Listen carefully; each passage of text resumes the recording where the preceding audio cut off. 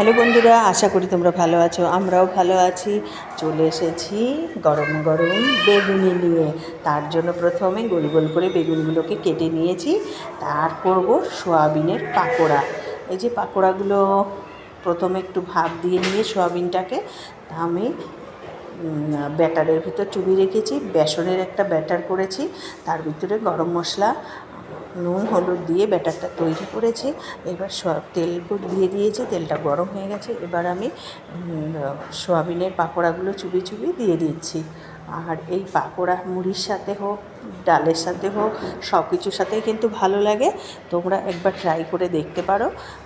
আর ভিডিওটা আমি আগে করে রেখেছিলাম। আজ 3-4 দিন ধরে আমি বাইরে বাইরে ঘুরে বেড়াচ্ছি বলে আমি ভিডিও সেরকম ভালো করতে পারিনি। এর জন্য আমি রেসিপিটা তৈরি করে রেখে দিয়েছিলাম। এবার আমি পাকোড়াগুলোকে দেখো ভেজে নিচ্ছি। আর আমি খাবো মুড়ি দিয়ে সয়াবিনের পাকোড়া আর বেগুনি, এই দিয়েই আজকে সন্ধ্যাবেলার টিফিনটা হবে। তার জন্য এই ভাজাভাজি চলছে।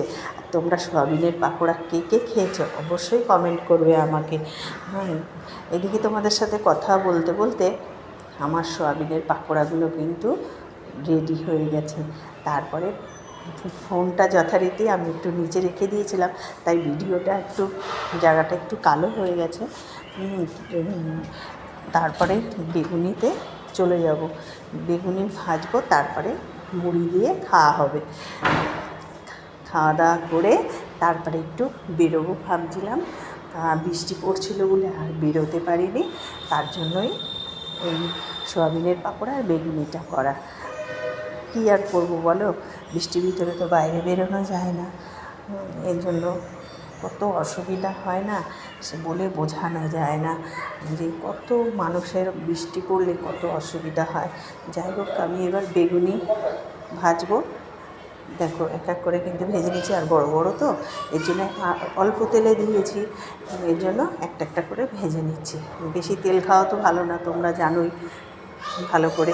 আর এই দিকে কিন্তু তারপরে লাস্টে আমি 3টে ছোটো ছোটো ছিল বলে 3টে একসাথে দিয়ে দিয়েছি। আর এইদিকে কিন্তু আমার বেগুনি আর পাকোড়া কিন্তু রেডি হয়ে গেছে। সেই সাথে আমার চ্যানেলটি যদি ভালো লেগে থাকে আমাকে অবশ্যই লাইক, শেয়ার, কমেন্ট, সাবস্ক্রাইব করে দিও। আর চলে আসো ঝটপট মুড়ি দিয়ে বেগুনি আর সয়াবিনের পাকোড়া দিয়ে তোমাদেরকে সার্ভ করব। তাহলে আজকের মতো রাখি বন্ধুরা, থ্যাংক ইউ।